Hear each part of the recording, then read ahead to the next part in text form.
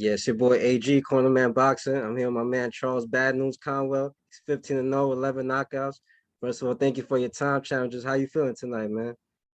I'm feeling good. Long time no see, man. We had to get one in for the books again.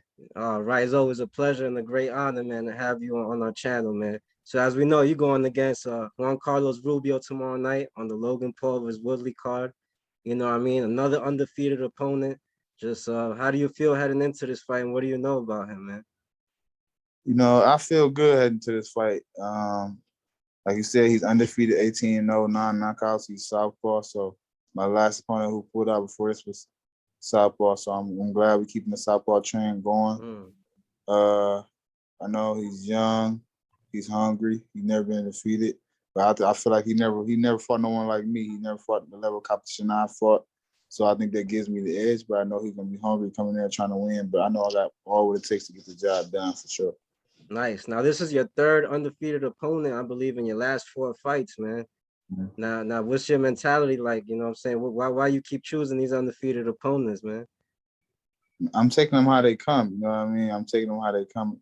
It's really hard to get opponents in the ring with me right now. So I'm taking Mm. them how they come. I got to take them.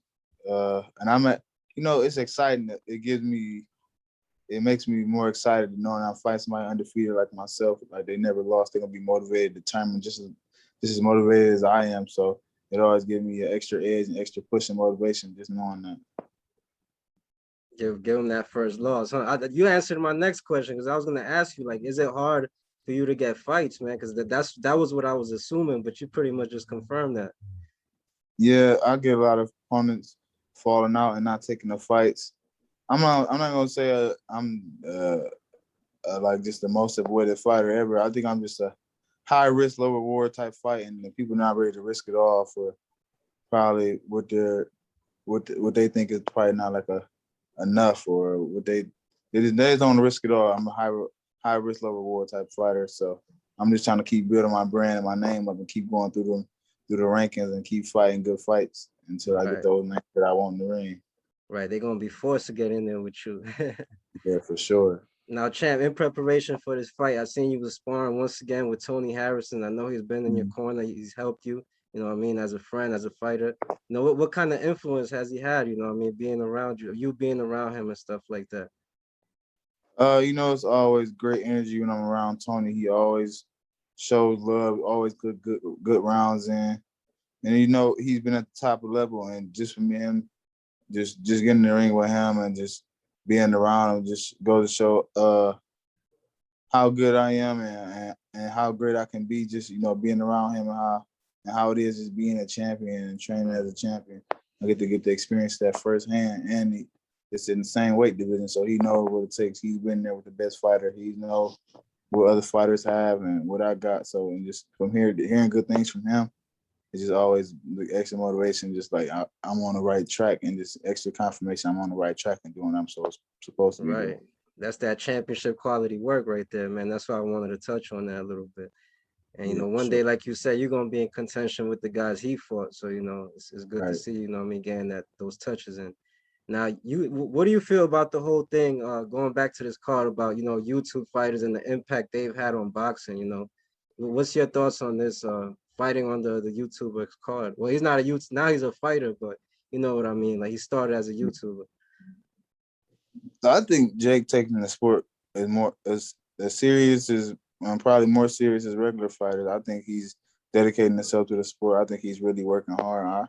I only hear good things about him in training. I never heard like he don't train or he lazy or nothing like that. So I feel like he's motivated and he want to really prove something.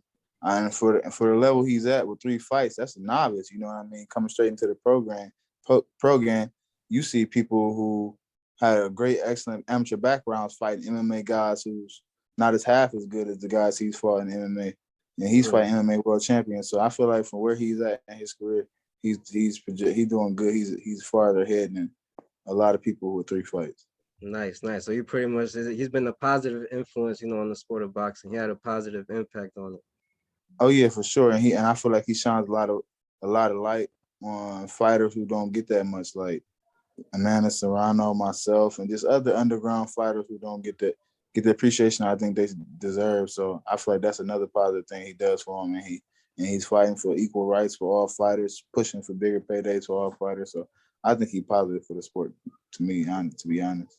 Right. I think I agree with you, Champ, 100%. It's been a good thing. Now, Champ, you know what I mean? I've seen, I believe it was yesterday, you was at the Cleveland Indians game. You threw the first pitch. You know, what Yeah, was that experience like for you? And, you know, how much did it mean to you, man? man, just throwing the first pitch is like a legendary thing for wherever city you in. Throwing the first pitch at a baseball game, it's Mm-hmm. kind of like, all right, you there, like you there, you on your way, you making your way, you making a good impact in the sport. You're well known in the city. You got a lot of local support. So just for the city just to appreciate me and to have me down and throwing the first pitch at the Indians game, that's a big deal. You know, a lot of people don't never get the chance to do that. Me getting a chance to just go to show how big of an impact I got in my city, and I just want to keep putting on for the city and just keep doing great things for the city. Right. It's amazing, man. And I seen you guys had the media workout. You know, you had all the kids there trying to Yeah, get that Charles Conwell autograph. That was good to yeah. see, man. So, you know, before we let you go, Chan, because we know you got a big night, Mm. give us one more positive message, you know, for the children, the kids that's looking up to Charles Conwell right now. Just stay. If one thing, just have positive people in your background. Have people who support you.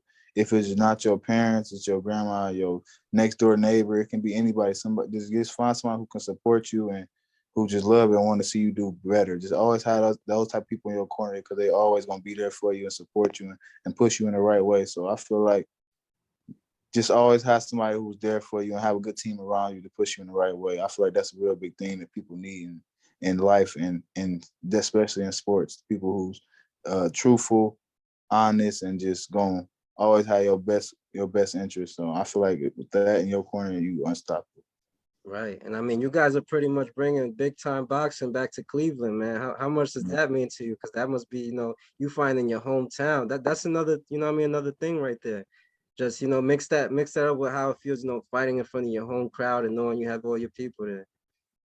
Man, it's crazy. A lot of people in your city really don't never get to see you fight because you always fighting on the road. You at Vegas, you in Cali, you at Florida, you in New York. Mm-hmm. So a lot of people never get to see you fight.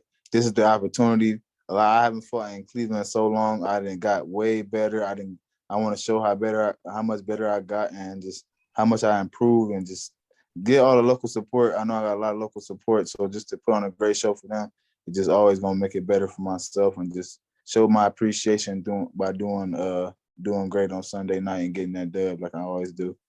Right, right. It's amazing, man. I'm glad to see, you know, the sport of boxing going in this direction. You know, I'm happy for you, you know, your whole team. Shout out to Soul City Boxing, Coach Otha Yeah, Jones, Roshan, everybody, the whole gang. So, you know, yeah. I mean, any final message you got for your supporters, champ, before we let you go? Just make sure y'all tune in August 29th. This Sunday is going down. Sunday, August 29th, pay-per-views, Jake Paul versus Tyron Woodley. And I'm be on the card. Just stay tuned. It's gonna be big things coming. There you guys have it, man. Directly from the man himself, bad news, Charles Conwell. You already know. Thank you so much for your time, champ. It's always an honor, and I wish you the best heading into this fight Sunday night. Thank you. Appreciate the God, support. God bless, champ. Thank you.